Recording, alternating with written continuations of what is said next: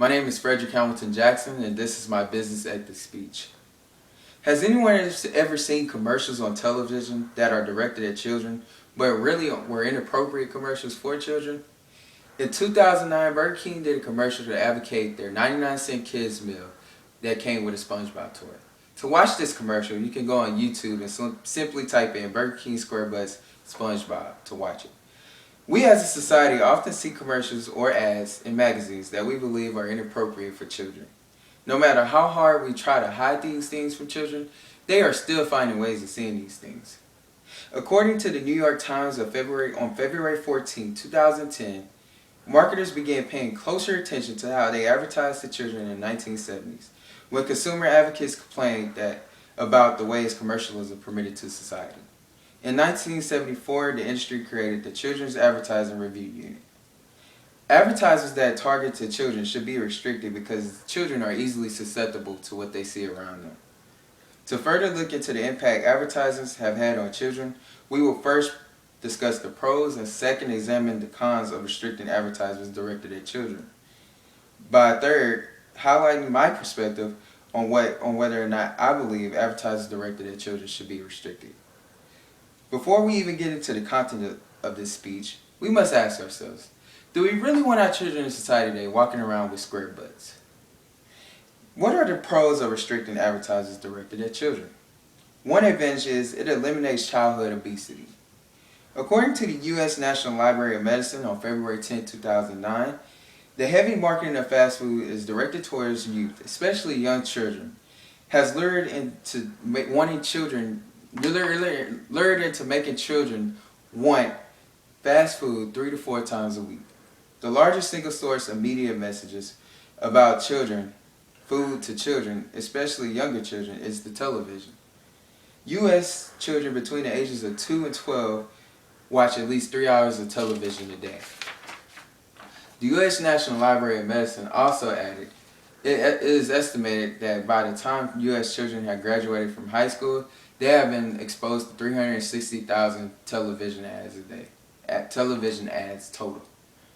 Another advantage is it will save money for parents' pockets throughout the U.S. society. Children are the best manipulators to their parents when it comes to getting what they want. Children often see things on television and magazines, and the first people they ask for to get it is their parents.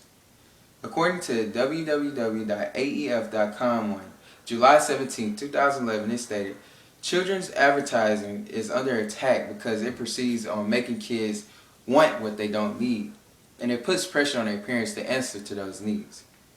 The advertising industry spends at least $12 billion per year on ads targeted to children, bombarding young audience with persuasive messages through media such as television and the internet. So in order to get the most objective viewpoint of the subject matter, it is important for us to consider looking at the opposing views to the proposed issue. What are the cons of restricting advertisements directed at children? One disadvantage is that many companies believe that their advertisers is not the reason children are becoming obese.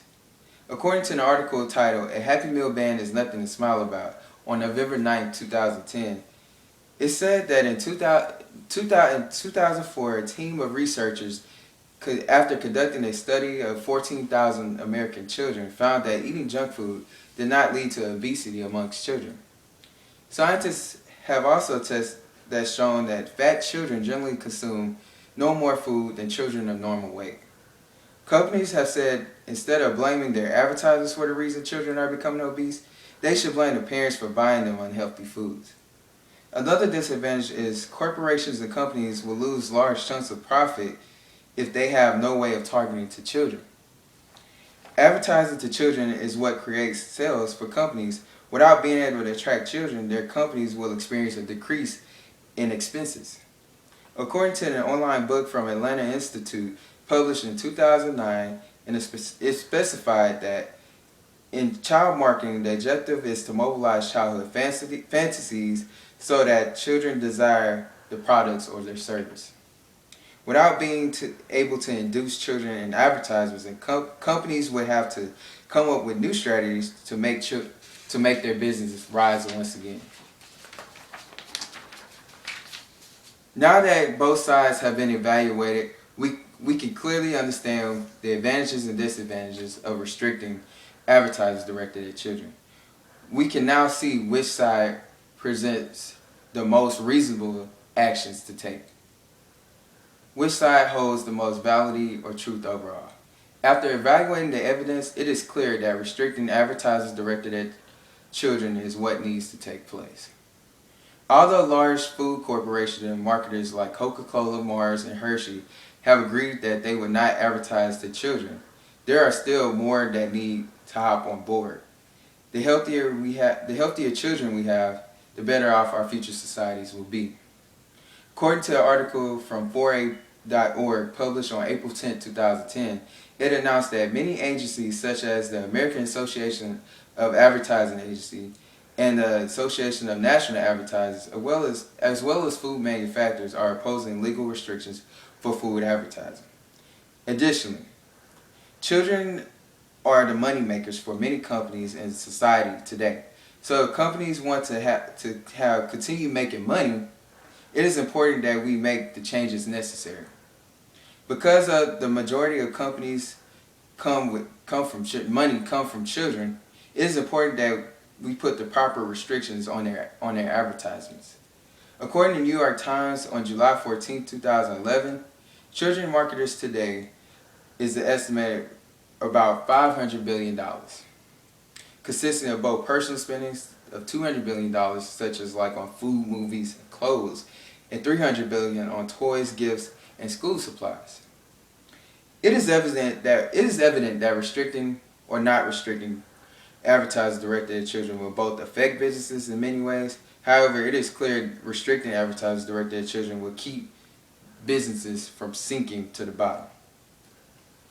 Today, we evaluated what should advertisers directed at children be restricted by first exploring the advantages, second considering disadvantages of restricting advertisers to children, before finally analyzing which viewpoint provided the most evidence and reasoning to keep the company running. Since 2009, many companies and corporations have come together to making the changes necessary to advertisers directed at children. In order to keep changes taking place, and it is important to be aware of commercials on television and the magazines children are reading nowadays. Children are always going to beg for things and cry for things, but as Americans, it is important that we spoil them with the right things, and not just those things that we see on TV. Thank you.